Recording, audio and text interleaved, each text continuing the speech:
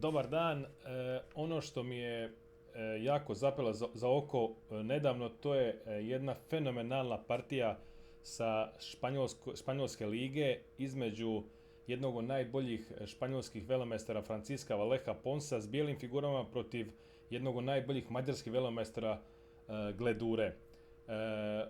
Ova partija je onako jedna vrlo, ajmo reći, partija koja se kosi sa nekakvim principima šahovskim i ovdje ćemo vidjeti neke principe koje bi u normalnim okolnostima ljudi trebali izbjegavati, ali u ovoj partiji je nekako sve išlo kako treba Valleju Ponsu i na kraju je u stvari u jednoj briljantnoj partiji i taktički i strateški nadigrao svog protivnika. Vallejo igrao potez E4, crni se odlučio za karo kan, C6, D4, D5, E5, lovac F5, H4. Jedna naravno od najpopularnijih poteza ovdje. Ima bijeli ovdje jako puno poteza, skakač F3, lovac C3, skakač C3, stvarno ima puno poteza, H4. Crni je odlučio igrati potez H6, inače ovdje je najpopularniji potez H5 i sada postoje dva glavna poteza, to su lovac D3 i C4. Crni je odigrao potez H6 i sad je bijeli odigrao vrlo zanimljiv potez lovac D3, inače se tu puno više igra potez G4. I sad recimo najbolji potez je lovac D7, ne znam, skakač C3 i sad slijedi neka teorija. Recimo ovaj potez lovac H7 uopće nije dobar jer slijedi E6, odličan potez. I nakon F6 lovac D3, lovac D3, dama D3. Ovo treba dobro zapamtiti jer ova struktura je u principu jako loša, jer ne samo da je loša struktura, nego je ograničava i ovog lovca i ovog topa. I to se često dogodi da ovaj lovac uopće ne izađe cijelu partiju, da ostane na F8 i da crni izgubi partiju.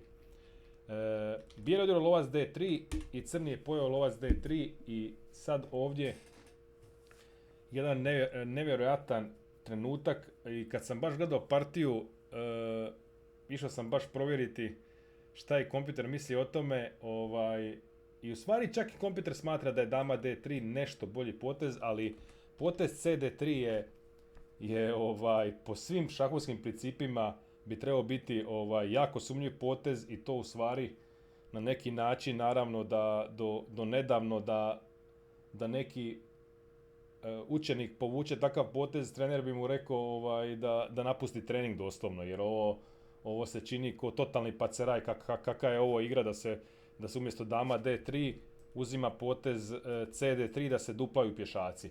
No, išao sam se malo udubit da vidim i kroz partiju i kroz još neke stvari, da vidim šta je točno ideja ovog poteza i stvari mislim da znam. Uglavnom dama D3, šta je razlika između poteza CD3 i dama D3, iako naravno ne smatram da je dama D3 lošiji potez, smatram da je u stvari na kraju, kad se oceni pozicija, da je to tu negdje. Na dama D3 recimo E6, ono što bijeli ne može spriječiti u stvari u nekom trenutku da crni odigra potez C5.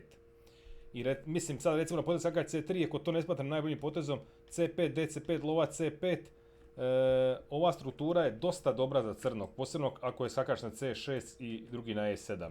I posebno ako radi pritisak na ovog pješaka na E5.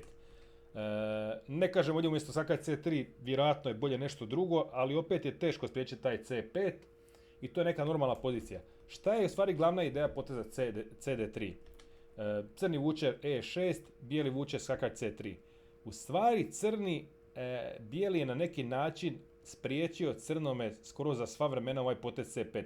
Ne direktno, jer crni može odigrati ovdje C5, ali taj potez već nije dobar. DC5, lovac C5, D4. Znači šta ja želim reći, da je ova struktura naravno puno bolja nego recimo da je ovaj pješak na C2.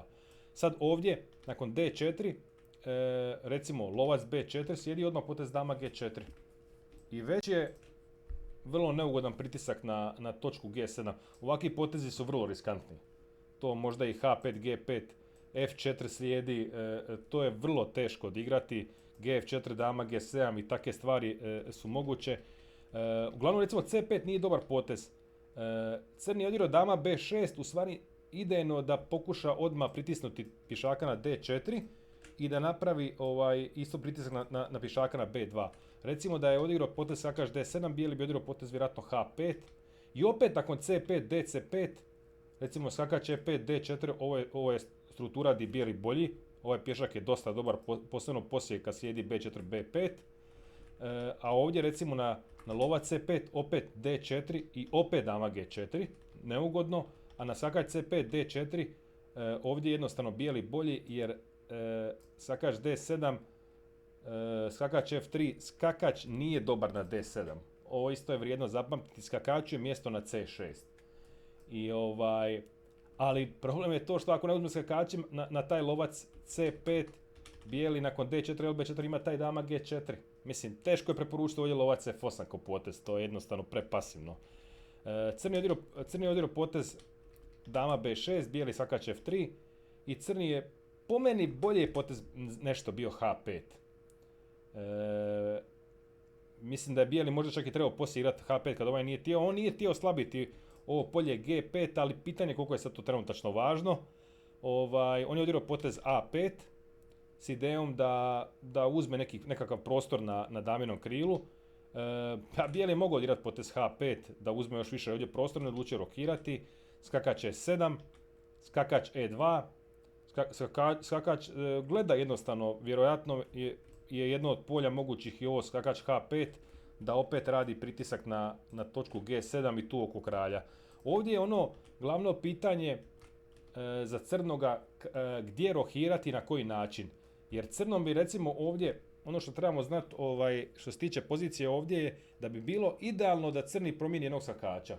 Onda bi crni imao puno više prostora. Recimo da ovo skakača uspije promijeniti za ovoga. Onda lovac E7, skakač D7 i onda bi bilo puno lakše se razviti. No, međutim, nije lako ovdje promijeniti figuru. I s obzirom da nije to uspio u partiji, vidjet ćemo i poslije kako je ostao stješnjen i kako nije mogao doći do daha cijelu partiju, dok je bijeli svoju ideju na vrlo lijep način napravio i na kraju dobio. Uglavnom ovdje skakač D7 opet bi slijedilo to B1. Ideja je u stvari bijeloga A3, B4 i pokušat otvoriti damino krilo jer je nejasno kuda ide ovaj kralj. Vrlo je nezgodno šta s njime raditi. Crni je odigrao A4, bijeli je odigrao to B1, skakač D7, lovac D2. On priprema B3 ili B4. Ovdje recimo nakon skakač F5 moguće potez čak i G4. Recimo skakač E7, kralj G2, H5, recimo uzimanje, top H5, skakač G3, top H8, B4. Tako da ovdje opet, šta će crni ovdje raditi? Vrlo je teško se razviti, kralj je u centru i bijeli u stvari igra ovdje na obje strane i sigurno je bolji naravno. Crni je odigrao ovdje dama B5, bijeli dama C2, normalno brani pješaka na D3, crni skakač C8, tipičan potez čak za Caro-Kann s idejom da pokuša razviti lovca na E7, bijeli B3, pokušava se otvoriti damino krilo, nakon A3 slijedi recimo B4. I sad ovdje već recimo nakon to B3 crni mora razmišljati i o ovom pješaku poslije, možda lovac C1, dama C1, nije ga lako ni braniti, a ne samo to, nego nekom trenutku prijeti skakač C3, B5, da se i to otvori. Crni je uzeo AB3, top B3, dama A6, top FB1. Pritisak naravno na točku B7. Crni vuče B5, ali s tim povlačenjem šta se dogodilo? Oslabio je točku C6. Bijeli vuče skakač G3. Šta je ideja? Opet ponavljam u nekom trenutku. Nakon LE7 sljedeći potez skakač H5, ali ne mora odmah. Sad na LE7 skakač H5 bi bilo preuranjeno jer crni ipak može odigrati G6. Bijeli vuče dama C1. Sad bi neki rekli zašto dama C1. Naravno, ideja je nakon 0-0 što nije moguće odigrati potez lovac H6, GH, dama H6 i nakon konj H5 slijedi mat. Jednostavno nemoguće je ovdje, čak i konj G5 je moguće u nekom trenutku igrati. Crni odigrao lovac A3, napad na damu, dama D1, lovac E7, tu su ponovili jednom, vjerojatno je htio dobiti malo vremena bijeli. I nakon lovac E7 da se spriječi lovac A3, šta slijedi? Odličan potez A3. Naravno ne može crni uzeti lovac A3, topa 1 i taj lovac jednostavno pada. Crni odlučuje igrati potez dama b6 i bijeli se vraća, dama c1. Ponovo, naravno, znamo šta je ideja, nakon 0-0 lovac h6 slijedi. I sad više, naravno, problem je očigledan i ovdje je crni odlučio ipak odigrati potez h5, koji je možda potez koji je trebao igrati u 8. potezu u stvari. I na kraju ga je odigrao jer više nije htio ni trpiti ni sh5 prijetnju i taj lh6, ali nisam siguran koliko je ovo dobro, vjerojatno je bilo nešto drugo dobro, bolje. Ovdje recimo je moguće bio potez lovac b4. Mislim, ova izmjena je sigurno dobra, jer se oslobađa polje za hakača na g5. Bijeli u stvari igrao prvo lovac g5, crni je odigrao potez g6 i mislim ovo naravno ne ide lovac g5, skakač je 7, dama f4 ulazi, to je strašan pritisak na kraljevom krilu, a nakon g6 recimo nekakva možda ideja crnoga je recimo nakon ovoga i nakon dama f4 odigrati sf5, pa pojez gf5, pa tu pokuša neki raditi blok, ali bijeli ne žuri, lovac d2. Problem je što crni nema korisnog poteza. Jednostavno nije uspio promijeniti ni jednu laku figuru, čak ne računam tu više lovca, nego više računam ova dva skakača. Da je taj skakač promijenjen za ovog jednog skakača, to bi bila sasvim druga pjesma nego šta je bilo u partiji. Ovdje je crni odigrao topa 4, bijeli vuče lovac b4, klasična strateška ideja, samo što je bolje s ove strane.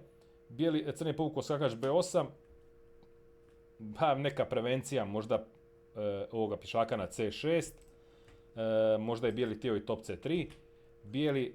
Bijeli ponovo došao je, znači pojačao lovca, topovi stoje ok, možda ćemo ih prebaciti, vidjet ćemo koja je trenutačno najslabija figura nakon g6 i h5 crnoga. Ti pješaci su ipak uzeli neka polja ovom skakaču i normalno bijeli ga prebacuje skakač e2 i sad će vidjeti vjerojatno skakač c3 ide i sa tempom na ovog topa na a4. Nakon topa 7 sjedi skakač c3 i sada već je pozicija u stvari teška i prijeti vrlo nezgodni potez skakač b5.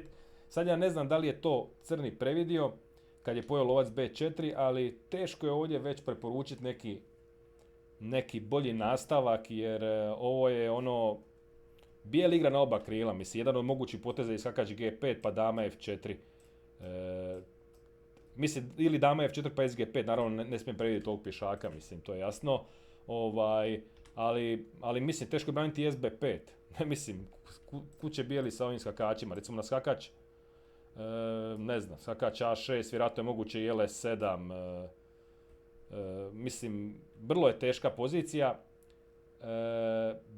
Crni je odigrao lovac b4, previdio je taj potez. On je vjerojatno očekivao top b4, pa nešto, možda će igrati neki skakač e7, to mu je vjerojatno bila ideja, ali previdio je odličan taktički udar skakač b5. Znači, u stvari, šta se često u šahu dogodi, da iz nekakve strateške igre i prebacivanja figura i traženja nekih slabosti u protivničkoj poziciji na kraju u stvari skoro uvijek dođe do nekog taktičkog motiva. Nakon skakač b5, dama b5, top b4, to nećemo komentirati, sjedi top b8 i crni se raspada. Crni je uzeo c b5, dama c8, dama d8 i ušao u ovu završnicu nakon top b4, gdje u stvari bijeli ima pješaka više, iako je takav kakav je, ali je u stvari bolje ga imat nego ga nemat. Nakon skakač c6, top b5, ovdje recimo kralj c7, recimo na potez topa 3 već je top b8 gotovo. Tako da mora kralj c7, čak i u stvari i ovaj pješak je ostao viška. a4, ali taj pješak je u stvari više ga koristimo ko mamac, naravno ne može uzeti zbog top b7. Crni igra potez top h a8 i sada potez kralj h2. Opet, princip najslabije figure. Kralj ništa ne radi, svi znamo da kralj treba u završnici biti aktivan i zašto bijeli vuče kralj h2, on želi kralj g3, kralj f4, kralj g5 i onda kralj f6 ili kralj h6 i kralj g7. To je nemoguće braniti skoro. Iako se čak to nije ni dogodilo u partiji, ali čak se i moglo dogoditi, tako da crni je u patu, mora čekati, a bijeli samo pojačava kralja. Ovo je tako ugodna pozicija za igrat s bijelima da da mogu misliti koliko je Vallejo Pons uživo dok je igrao partiju. Crni igrao skakač D8, mislim kad je takav potez skakač D8, stvari ideja je pojest topa 4, ali to je realno nebitno. Kralj G3, topa 4, kralj F4, topa 2, top C5 šah, kralj D7 i sad recimo ovdje je zanimljivo da nekakav kralj, on je odigrao potez kralj E3 što je po meni dosta praktično dobar potez, ali recimo kralj G5, top F2, top BC1, prijeti top C7, top G2, kralj H6 i recimo nakon topa 7 da mu ne da top C7, sjedi potez konj G5, kralj 8, top C8 i sljedeći konj H7, konj F6 i u stvari je brzo mat.